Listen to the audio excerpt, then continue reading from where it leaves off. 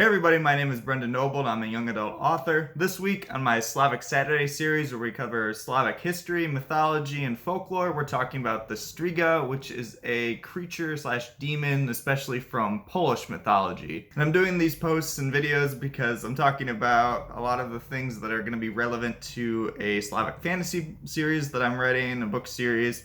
And I wanted to get people interested in it, educate people on a lot of stuff with Slavic mythology because it's often not talked about. So let's jump in with the Striga. So the Striga is a pretty popular creature a lot of people have probably heard of from Slavic mythology because it's both prevalent in being one of the origins of the modern vampire, as well as it playing a big role in the Witcher series, both the games and the show. I'm not sure if it's as big in the books, I haven't read those, but because the Witcher series draws heavily from Slavic and Celtic mythology, the Striga has played an important role in that, which has increased the popularity of the creature, which is fun.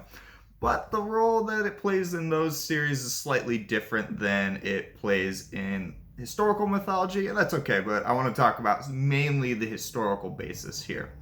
And that is, the Striga is considered a child born with two sets of teeth, two hearts, and two souls. And it was kind of well known that someone with these two sets of teeth was the big indicator that they would become a Striga and they would get expelled from the village, especially as babies or young children, and they would die in the wild.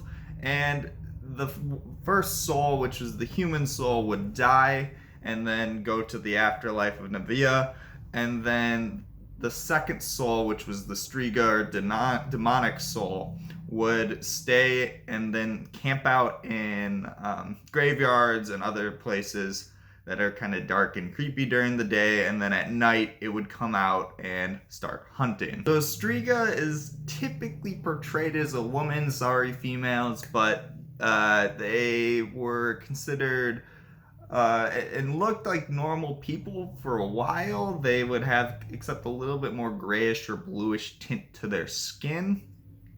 And then on top of that, they would start after a couple years to develop owl-like features, such as claws, wings on their back, and then kind of owl-like vision.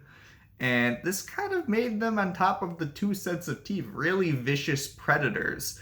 And this is also part of the perception of why owls are not positively perceived in Poland compared to a lot of other countries, because a lot of the folklore around owls is very negative. As a fully demonic creature now, the Striga, kind of like the Zmora we talked about in an earlier video, has to rely on other life forces to keep it alive.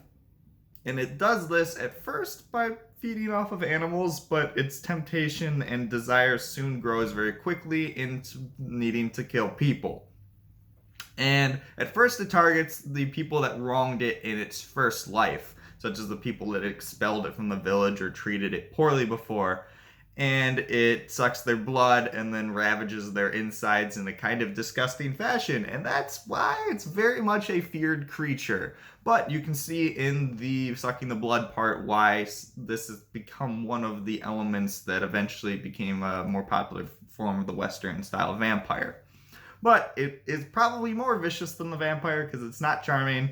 It's not just sucking the blood or turning people into vampires. It will just viciously kill you. Now, because the Striga's well-known tactic was to shapeshift into a barn owl, like so many creatures in Slavic mythology where everything seems to be a shapeshifter, they would shapeshift into this barn owl, and then when their victim came nearby, they would transform into their actual form and attack. This is why the recommendations for avoiding Striga are to walk in the middle of streets, avoid dense wooded areas at night, and especially avoid graveyards where they like to hang out. To prevent someone from becoming a Striga after dying in their first life, there were a lot of different ways people came up with to claim that would prevent them from becoming the Striga in their second life. And the normal one was to decapitate the corpse and bury it separate, the head and the corpse separately. You could also burn the body while decapitating the corpse.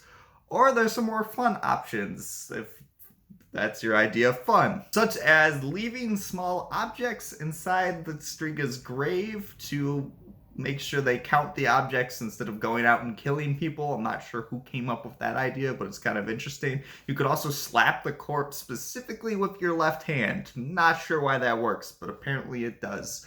And then the last option is to bury the corpse head down and cut the tendons to their legs. Ouch. So not a lot of fun things there, a lot of interesting things, but if you want to prevent someone who's a Striga from coming back, apparently that's how you do it. But I think the moral to the story here is that even if your friend has 2 sets of teeth, 2 souls, and 2 hearts, treat them kindly so they don't come back and kill you. Or you can bury them upside down and cut their tendons off their legs, but I think it's better just to be nice to people.